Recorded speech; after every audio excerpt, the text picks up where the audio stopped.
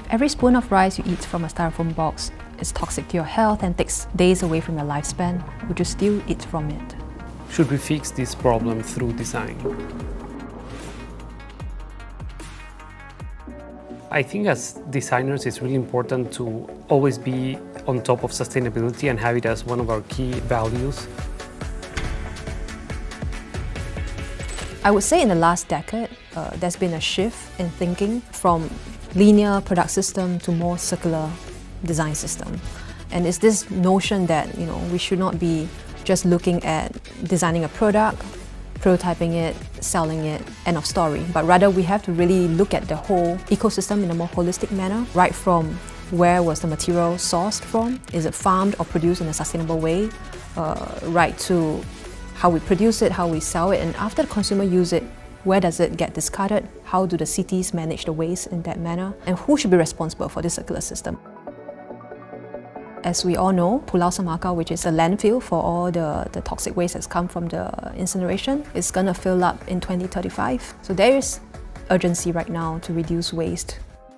I recall we were at a point in our professional practice when we wanted to recalibrate our focus. We were thinking about what we really care about and how we can make our design practice align closer to the purpose that drives us on a daily basis. And I think we were thinking a lot about nature. So we chose the representation of nature that for us is important in Singapore, which is a forest, and the same in Argentina, which is the whales, because we went on a whale watching trip. There's no real divide between working together professionally and living a life together as a family. We come from completely different cultures with different traditions, and that makes our daily life more interesting, and it also brings a lot of value to our professional practice. Design is a lens through which you can see the world and is a catalyst for change. Many times design is done by could be an engineer, could be a factory owner. Any layman can produce design. If you look around you, you have a lot of objects that we're using on a daily basis, from the plastic bag that holds your kopi o when you take away drinks, to the kopitiam cups or the kopitiam chair that we're also familiar with, but we may not know who designed it. We call this anonymous design that is really for good functionality and a good user experience. 你们有没有常常有人用他们自己的 container？ 有。现在会比以前多吗？现在很多。如果玻璃跟 plastic 比起来的话，哪一个比较好？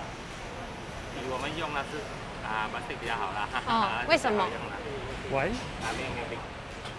为什么 plastic 比较好呢？因为 plastic 比较轻一点，会打破嘛。So at the very beginning of every project, we always start off with some human-centric design methods, and it's critical for us to understand what are the needs of the user, to even reframe the design brief to understand where the opportunities are, where the problem statement is.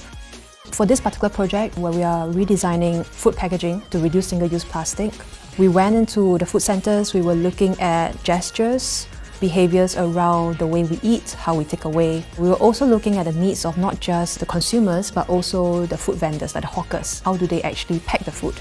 And how can we design containers that would better fit their actions and their gestures so that it's easier for them? Because if they buy into that shift in the behavior, then they can also become advocates for more sustainable systems. And the research that we conduct goes beyond just individual users, but we also look at the entire ecosystem. There's definitely some of the gestures that we were studying that will make a big difference to even to understanding the economics of it, because at the end of the day, for any of these solutions to be implemented, they have to make financial sense. And if you come up with a very nice shape that is very expensive and you cannot scale it up, then it's just not going to work. So as part of the research is human-centered and understanding the business or the finances behind. And with all that, then we kind of have a few brainstorming sessions where we have all the data that we collected. We have images to remind us of some specific gesture or moment in the research. From there, we will start sketching, come up with some ideas, quickly prototype them so we can bring them back to the user. And I guess the reason for the prototypes is for user testing. Especially in this case, when we prototype the food packaging, we can bring it to the food vendors, we can use it ourselves and basically keep testing and seeing how that works. It's the same when we design furniture, we would have the chair prototype in our place or our studio for months, and anyone who enter would sit on it and give us some feedback. So to kind of have the time to let that prototype be used, be tested. manufacturing part of design is really important. The craftsman that is doing what you design is a key player, and you have to work with them, adjust the design to have the perfect use of their technology. Then one thing we have to improve is the closing system. Now is a bit weak. So we have to make something that is a bit easier to close. We always visit factories. When we do chairs, we visit carpentries, and that really informs us and helps us save time as we develop new projects. So designers are storytellers. When we finish designing a product, we have to start thinking about how to tell the story and how to tell it creatively to the wider audience. We do it through photography, film, and sometimes even publications. So we do spend quite a bit of time writing, because sometimes the publication can last longer than the product itself. And some of the message and stories or philosophy can go a long way in advocating change or in communicating an idea and seeing how that kind of build a legacy for the product. So from a designer point of view, our responsibility is in ensuring that whichever product we design is easy to disassemble, whether it's for repair or for recycling. Collaborate with material scientists to see what are the better alternatives that we can use. In our case, we are working with a range of companies on edible materials. We are exploring options with algae-based materials. We are working with a company to bring edible container that is made of wheat. So this initial part of the design process, which is getting the right material or trying to innovate in new materials, is really important to have a good outcome.